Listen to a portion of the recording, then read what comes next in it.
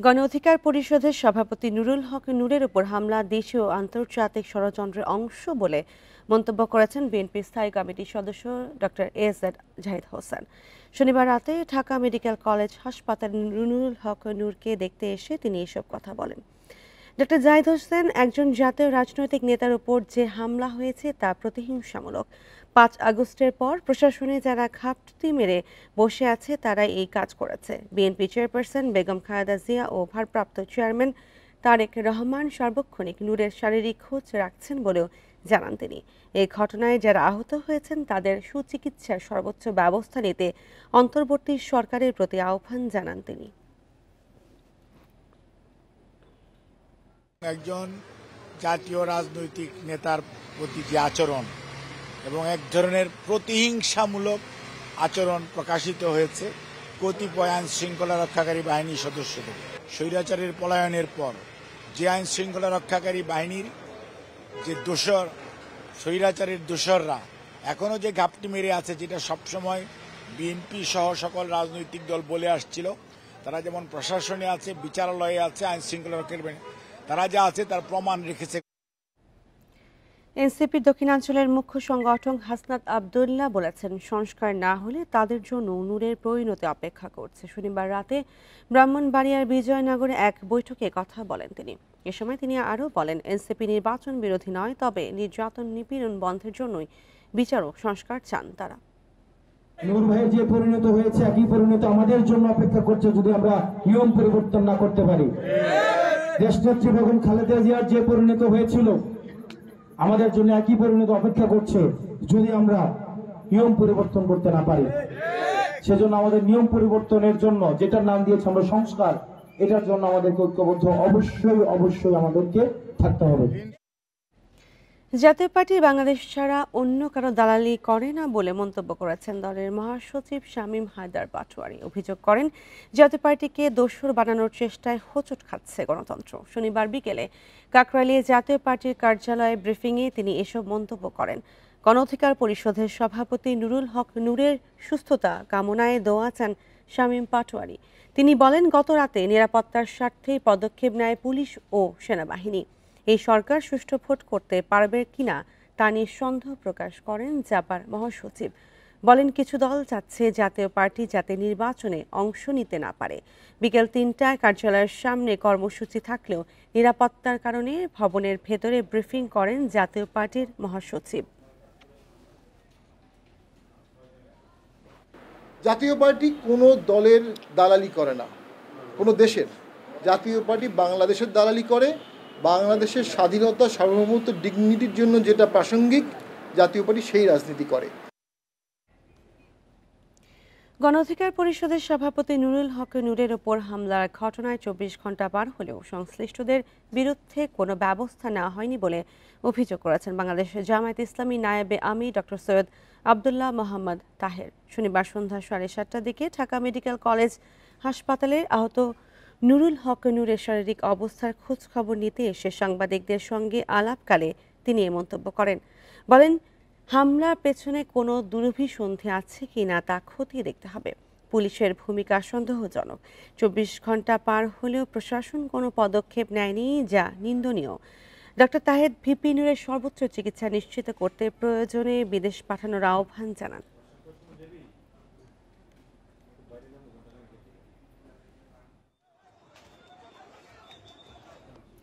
চূড়ান্ত হওয়ার পর জুলাই সনদ বাস্তবায়নে সংসদের প্রয়োজন হবে বলে মনে করে বিএনপি।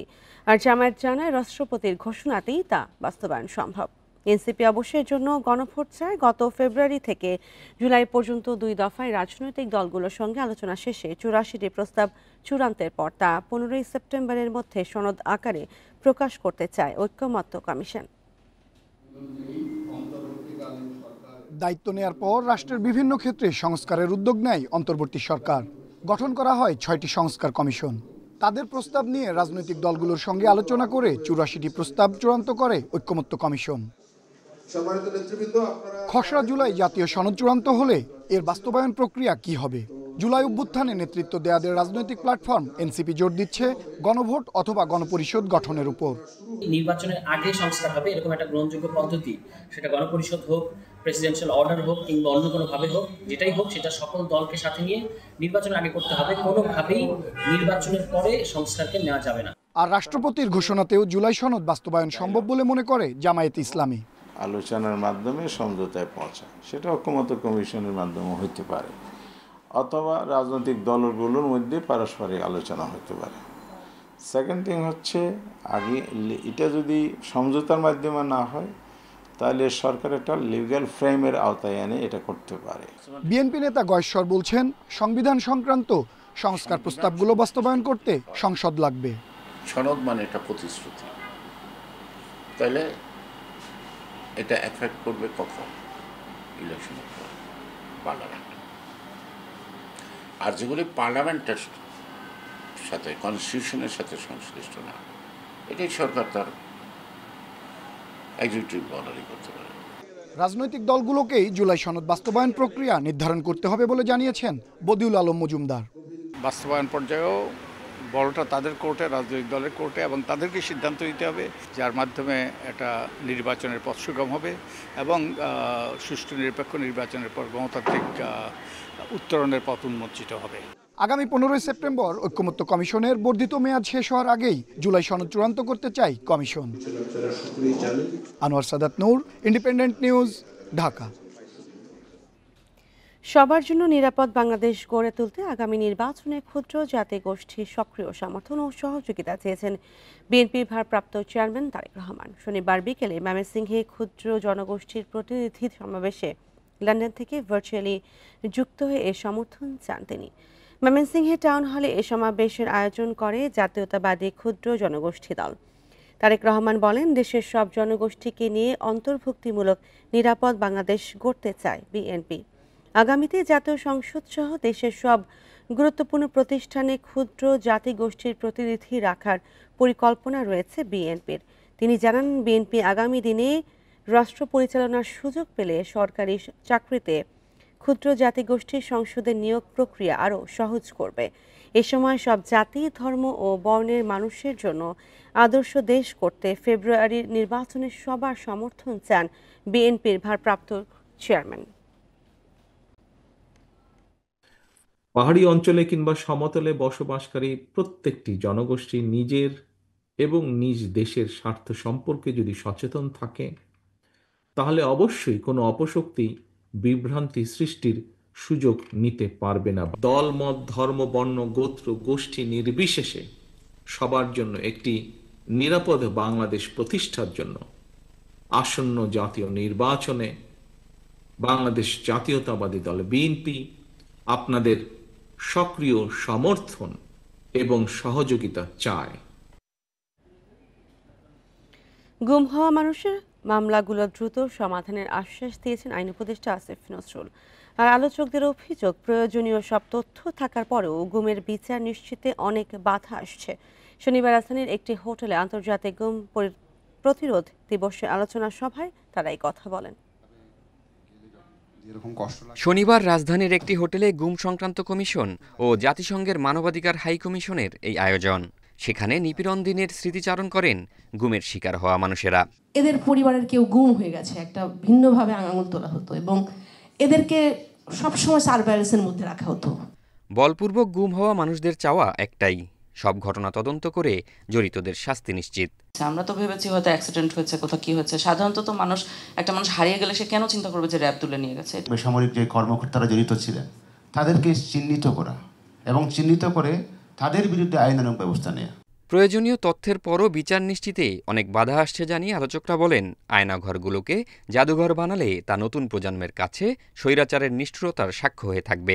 সভ্যতা, জাতির সত্তাকে রক্ষা করতে হলে অপরাধের বিচার নিশ্চিত করতেই হবে। কারণ যারা আজকে তাদেরকে প্রোটেক্ট করার চেষ্টা করছেন বা করবেন, তাদের মনে রাখতে হবে তারাও একই রকমের সিচুয়েশনের মুখোমুখি কিন্তু হতেই পারেন। এভিডেন্সগুলো থাকার পরেও অনেক বাধা থাকে, যে বাধার সঙ্গে সংগ্রাম করতে হচ্ছে। গুম কমিশন অসাধারণ কাজ করেছে, 2টা রিপোর্ট দিয়েছে, 3য় রিপোর্টের অপেক্ষায় আছি। অভিযোগের সুষ্ঠু তদন্ত চলছে জানিয়ে আইন উপদেষ্টা বলেন, সামনেও গুম রুখতে কাজ করছে কমিশন। হয়েছে ইউনাইটেড নেশনসের সাথে আমাদের অন্যতম লক্ষ্য হচ্ছে যে যাতে আপনার এই ধরনের ঘটনা বাংলাদেশে না ঘটে, অন্তত সেক্ষেত্রে একটা শক্তিশালী অ্যাকাউন্টেবিলিটি মেকানিজম স্ট্যাবলিশ করা। আমরা এ পর্যন্ত প্রায় 20,000 ফলস কেস উইথড্র করেছি। গুম ও বিচার বহির্ভূত হত্যাকাণ্ডের শিকারদের মধ্যে এখনও যারা মামলার আসামি, তাদের বিষয়টি সমাধানে সরকার কাজ করবে বলেও জানান আইন উপদেষ্টা। জাহিদুল ইসলাম, ইন্ডিপেন্ডেন্ট নিউজ, ঢাকা। অনতিবিলম্বে গুম হওয়া সকলকে পরিবারের কাছে ফিরিয়ে দেয়া ও দ্রুত সময়ের মধ্যে প্রতিটি গুমের ঘটনায় জড়িত আইন শৃঙ্খলা বাহিনী সহ সংশ্লিষ্ট সকল ব্যক্তির বিরুদ্ধে দৃষ্টান্তমূলক আইনগত ব্যবস্থা নেওয়া সহ সরকারের কাছে 5 দাবি জানিয়েছে বাংলাদেশ ইসলামী ছাত্র শিবির। শনিবার বিকেলে জাতীয় প্রেস ক্লাবে আন্তর্জাতিক গুম দিবস 2025 উপলক্ষে ইসলামী ছাত্র শিবিরের কেন্দ্রীয় মানবাধিকার বিভাগের আয়োজনে আলোচনা সভায় সংগঠনটির সভাপতি জাহিদুল ইসলাম এসব দাবি জানান। এ সময় তিনি বলেন, বিগত সরকারের আমলের সকল আয়নাঘরের বিস্তারিত তথ্য জনগণের সামনে উন্মুক্ত করতে হবে এবং গুমকৃত সদস্যদের পরিবারকে যথাযথ পুনর্বাসনের ব্যবস্থা করতে হবে। তিনি বলেন, গুম থেকে ফেরত আসা সকল নির্যাতিত ব্যক্তির জন্য উপযুক্ত ক্ষতিপূরণ নিশ্চিত করতে হবে। ভবিষ্যতে কেউ যাতে এমন গুম, খুন, ক্রসফায়ারের মতো মানবাধিকার লঙ্ঘনের অপরাধ সংঘটিত করতে না পারে। এ সময় গুম হওয়া পরিবারের সদস্যরা তাদের পরিবারের সদস্যকে ফিরে পেতে সরকারের প্রতি বিশেষভাবে অনুরোধ জানান। 5টি দাবি আমি সরকারের কাছে উপস্থাপন করছি আজকের এই প্রোগ্রাম থেকে। 1, অনতিবিলম্বে গুম হওয়া সকলকে পরিবারের কাছে ফিরিয়ে দিতে হবে অথবা তাদের সঠিক অবস্থার তথ্য জানাতে হবে। 2, দ্রুত সময়ের মধ্যে প্রতিটি গুমের ঘটনার সাথে জড়িত আইনশৃঙ্খলা বাহিনী সহ সংশ্লিষ্ট সকল ব্যক্তির বিরুদ্ধে দৃষ্টান্তমূলক আইনগত ব্যবস্থা নিতে হবে। কোনো দেশের স্বাস্থ্যখাত সরকারের নিয়ন্ত্রণহীন থাকতে পারে না বলে মন্তব্য করেছেন প্রধান উপদেষ্টার বিশেষ সহকারী সাইদুর রহমান। অন্যদিকে বিএনপি নেতা আমির খসরু মাহমুদ চৌধুরী বলছেন, স্বাস্থ্য খাতকে নিয়ন্ত্রণ করা হয় দুর্নীতির জন্য। এ খাতে বেসরকারি উদ্যোক্তাদের নিয়ন্ত্রণমুক্ত রাখা উচিত। শনিবার রাজধানীতে এক আলোচনা সভায় এসব কথা বলেন তারা। সরকারি বেসরকারি অংশীদারত্বে দেশে উন্নত চিকিৎসার ব্যবস্থার লক্ষ্যে আয়োজন করা হয়েছে হেলথ কনক্লেভ 2025। রাজধানীর একটি হোটেলে দৈনিক বণিক বার্তার আয়োজনে আলোচনায় যোগ দেন অংশীজনেরা। এ সময় স্বাস্থ্য খাতে বিনিয়োগ করা বেসরকারি উদ্যোক্তাদের নিয়ন্ত্রণের দাবি ও যুক্তি তুলে ধরেন কয়েকজন বক্তা। এতে ক্ষোভ প্রকাশ করেন স্কয়ার ফার্মাসিউটিক্যালসের ব্যবস্থাপনা পরিচালক তপন চৌধুরী। প্রাইভেট সেক্টরকে কন্ট্রোল করতে হবে, নিয়ন্ত্রণ করতে হবে। এই ধরনের ইনসাল্টিং কথাবার্তা শোনার জন্যে আমরা মতো এদের আসি নাই। So we need to remember that the private sector has tremendous contribution in the health sector. এর আগে আমাদের পূর্ববর্তী বক্তারা বলে গেছেন। সুতরাং ওই সম্মানটুকু যদি না থাকে তাহলে বোধহয় দেশ আগাবে না। বিএনপি নেতা আমির খসরু মাহমুদ চৌধুরী বলেন, দেশের স্বাস্থ্য খাতে সূচক সন্তোষজনক নয়। বিএনপি ক্ষমতায় গেলে জিডিপির 5% স্বাস্থ্য খাতের জন্য বাজেটে বরাদ্দ দেবে বলে আশ্বাস তার। প্রাইভেট সেক্টরে হসপিটাল বলেন, ফার্মাসিউটিক্যালস বলেন, যারা যারা আছে দয়া করে এদেরকে সরকারের নিয়ন্ত্রণ মুক্ত করে দেন। বাংলাদেশে যেখানে যত বেশি কন্ট্রোল সেখানে তত বেশি দুর্নীতি, এবং এই কন্ট্রোলটা আনা হয় দুর্নীতি করার জন্য। প্রধান উপদেষ্টার স্বাস্থ্য বিষয়ক সহকারী সাইদুর রহমান বলেন, সরকারি বেসরকারি মেডিকেল কলেজ ও হাসপাতাল একই নিয়মে চলবে। রেগুলেশন যদি একটা জায়গায় কোনো দেশ থাকে সেটা কিন্তু হেলথ, মানে এইটা আবার রাষ্ট্রের উপস্থিতি প্রমাণের জন্য যদি তার পুলিশ সেনাবাহিনী যেরকম প্রয়োজন, রাষ্ট্রে আসলে স্বাস্থ্য নিয়ন্ত্রণ ওইভাবে প্রয়োজন। যদি একটি খাত নিরাপদ হওয়া দরকার হয় সেটা হচ্ছে স্বাস্থ্য খাত নিরাপদ হওয়া দরকার। আর নিরাপদ হতে হলে পরে নিশ্চয়ই তার একটা মাত্রার নিয়ন্ত্রণ থাকতে হবে। স্বাস্থ্য খাতের প্রধান সংকট দুর্নীতি বলে মন্তব্য করেন জামায়াতের নায়েবে আমির সৈয়দ আব্দুল্লাহ মোহাম্মদ তাহের। যাবতীয় সুপারিশ মেনে আমরা আলোচনা করে। শাহাদাত স্বপন, ইন্ডিপেন্ডেন্ট নিউজ, ঢাকা।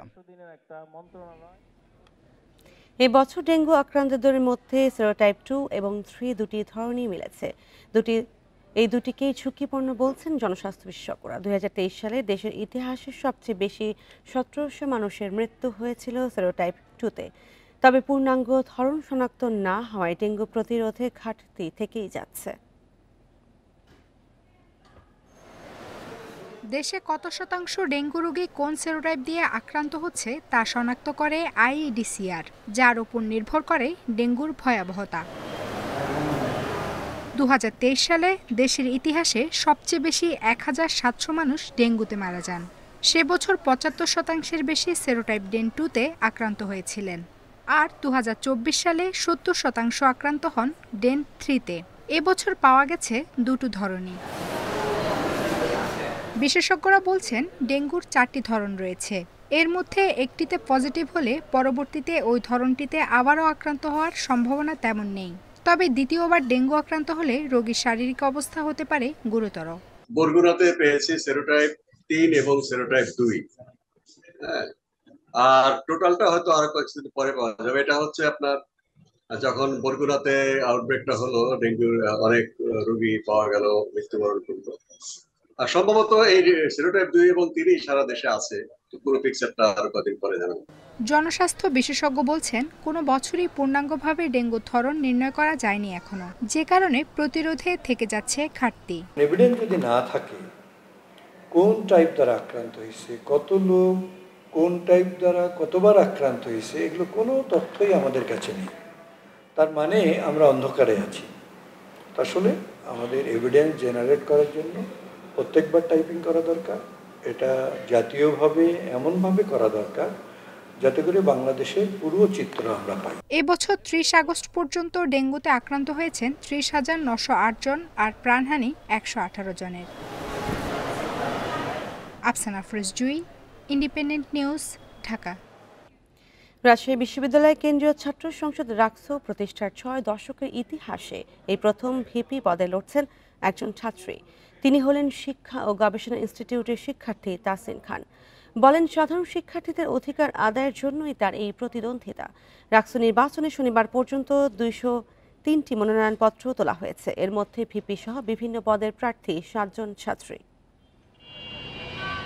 1962 সালে রাকসুর যাত্রা শুরু। 1989 সাল পর্যন্ত অনুষ্ঠিত 14টি নির্বাচনে ভিপি প্রার্থী হননি কোনো ছাত্রী।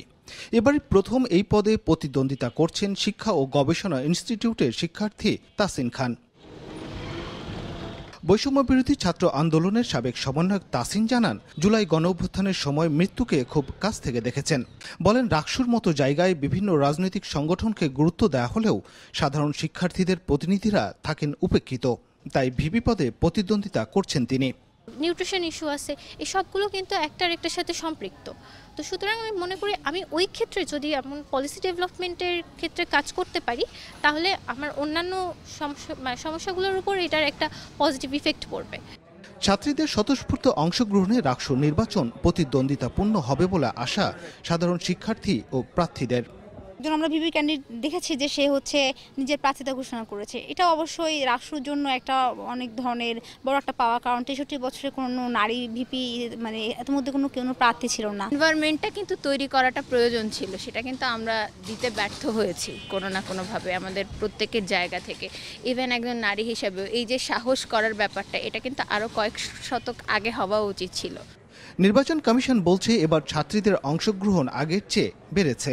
আমাদের যে ডোপ টেস্টের স্যাম্পল কালেকশন হচ্ছে মেডিকেল সেন্টারে যে দেখলাম আমাদের ছাত্রীদের বিশাল লাইন এবং সবাই তারা ক্যান্ডিডেট, এটা দেখে খুব ভালো লাগছে। রাকসু নির্বাচনের মনোনয়নপত্র জমা দেওয়ার শেষ দিন 7 সেপ্টেম্বর, চূড়ান্ত প্রার্থী তালিকা প্রকাশ 16 সেপ্টেম্বর, আর 25 সেপ্টেম্বর হবে ভোট। Mustafizur Rahman, independent news, Rajshahi. আর এই নিয়ে প্রতিবেদন থাকছে সংবাদের শেষ অংশে। চলে যাচ্ছি পরবর্তী সংবাদে। ফরিদপুর জেলা রেজিস্ট্রার কার্যালয়ে প্রকাশ্যে ঘুষ নেওয়ার অভিযোগ উঠেছে কর্মচারীর বিরুদ্ধে। গ্রাহকদের অভিযোগ, দলিল, রেজিস্ট্রি, জেলা উপজেলার জমির নকল সহ রেকর্ড রুম থেকে কাগজ পেতে ঘুষ ছাড়া কোনো কাজই হয় না। দুর্নীতি করে ভুয়া দলিল তৈরির অভিযোগও রয়েছে। এ সংক্রান্ত ভিডিও সামাজিক মাধ্যমে ছড়িয়ে পড়ার পর ব্যবস্থা নেওয়ার আশ্বাস দিয়েছেন কর্মকর্তারা। ভাইরাল হওয়া ভিডিওতে প্রকাশ্যেই টাকা নিতে দেখা যায় মোহাম্মদ মাসুদ আলী মোল্লাকে। ফরিদপুরের জেলা রেজিস্ট্রার কার্যালয়ে সম্প্রতি ঘটেছে এই ঘুষ লেনদেন। গ্রাহকরা জানান, জমির নকল তুলতে দিনের পর দিন ঘোরার পর বাধ্য হয়ে টাকা দিতে হয় রেকর্ড রক্ষককে। এভাবে সরবরাহ করেন জমির ভুয়া দলিলের নকল। আমি ওনাকে দলিল বাবদ 2000 টাকা ওই দিন দেই, এরপর 2 সপ্তাহ পরে আরো 2000 টাকা দেই, বলতেছে বারবার খালি সময় নিচ্ছে আর দিচ্ছে না।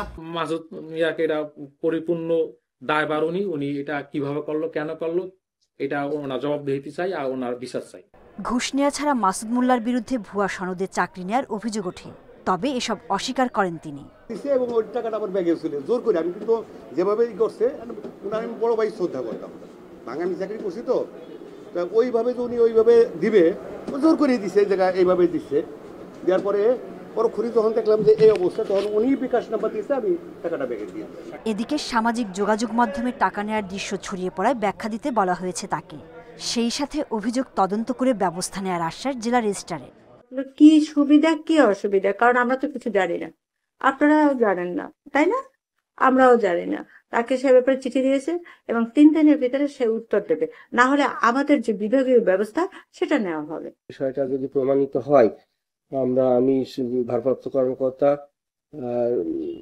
সদর মহাফেজখানা এবং সাব রেজিস্ট্রার সদরকে এ বিষয়ে আমি তাকে শোকজ করে তার কাছ থেকে জবাব আহরণ করতে বলবো।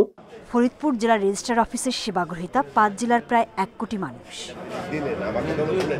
Independent news.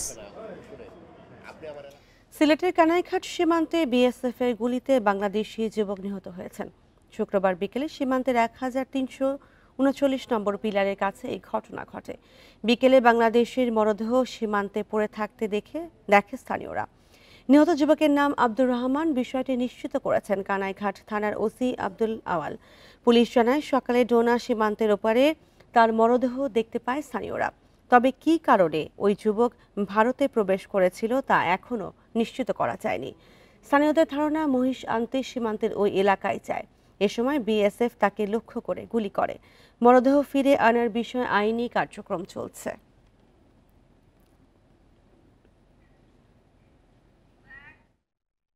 আশুলিয়ায় র্যাব পরিচয় ডাকাতের চেষ্টাকালে 4 জনকে গ্রেপ্তার করেছে গোয়েন্দা পুলিশ। শনিবার রাতে আশুলিয়ার বাইপাইল মোড় থেকে তাদের গ্রেপ্তার করা হয়। সাভার সার্কেলের অতিরিক্ত পুলিশ সুপার শাহিনুর কবির জানান, সম্প্রতি সাভার আশুলিয়া অঞ্চলে আইন শৃঙ্খলা বাহিনীর সদস্য পরিচয়ে বিভিন্ন যানবাহনে ডাকাতির ঘটনা ঘটে। এসব ঘটনায় জড়িতদের ধরতে কাজ শুরু করে ঢাকা জেলা উত্তরের ডিবি পুলিশ। পরে তথ্য প্রযুক্তির সহায়তায় এবং গোপন সংবাদের ভিত্তিতে আশুলিয়ার বাইপাইল মোড়ে অভিযান চালিয়ে 4 ডাকাত সদস্যকে গ্রেপ্তার করা হয়। উদ্ধার করা হয় 2টি র্যাবের পোশাক, ওয়াকিটকি এবং একটি চাকু। তাদের বিরুদ্ধে দেশের বিভিন্ন থানায় ডাকাতির মামলা রয়েছে বলেও জানায় পুলিশ। তাদের বিরুদ্ধে একাধিক মামলা রয়েছে এবং তারা বিভিন্ন জেলা থেকে এসে এই এলাকাতে অস্থিতিশীল করার জন্য, বিশেষ করে র্যাবের পরিচয় দিয়ে যেটা করছিল, সেটা আমার মনে হয় যে বন্ধ হয়ে আসবে।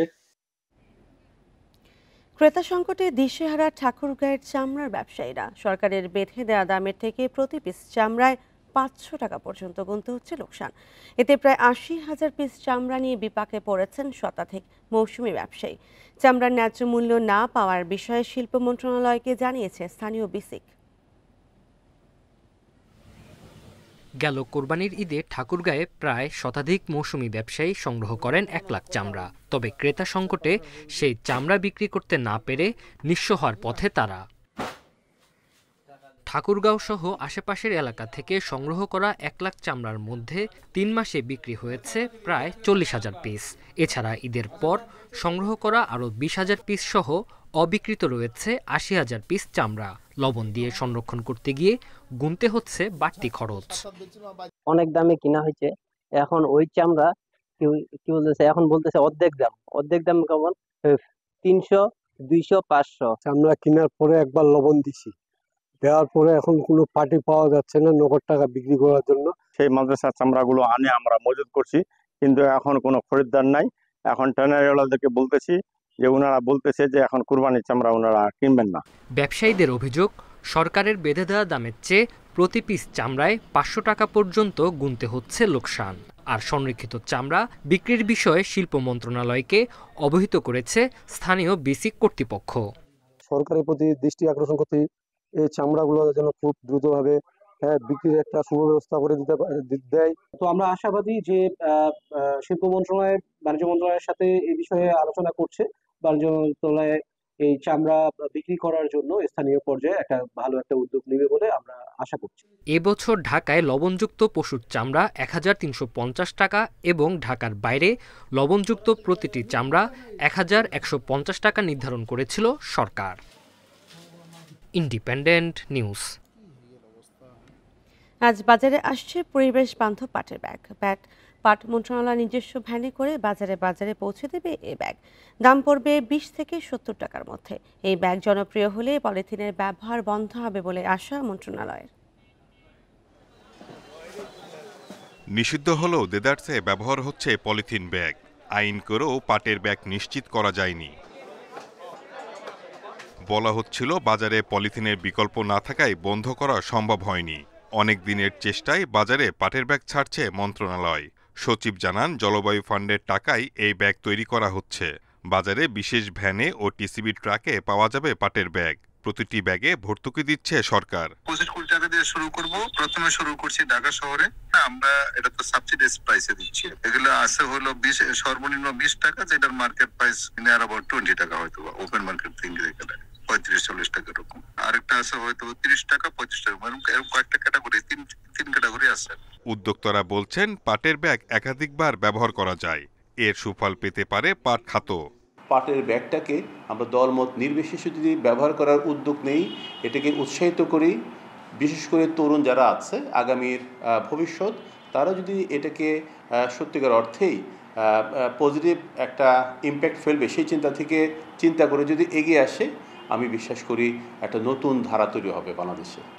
প্রথমে রাজধানীর বিভিন্ন বাজারে পাওয়া যাবে এ ব্যাগ, পরে সারা দেশে তা ছড়িয়ে দেয়া হবে। Shahid Ahmed, independent news, Dhaka. বিশ্বের সেরা ১০০ কন্টেইনার হ্যান্ডলিংকারী বন্দরের তালিকা লয়েডস লিস্টে এক ধাপ পিছিয়েছে চট্টগ্রাম বন্দরের নতুন অবস্থান এখন ৬৮তম। ২০২৪ সালে কন্টেইনার পরিবহন সহ বিভিন্ন সূচকের প্রেক্ষিতে এ তালিকা প্রকাশ করেছে লন্ডন ভিত্তিক শিপিং বিষয়ক সংবাদ মাধ্যম লয়েডস লিস্ট। শনিবার রাতে এই তালিকা তাদের ওয়েবসাইটে প্রকাশ করা হয়েছে।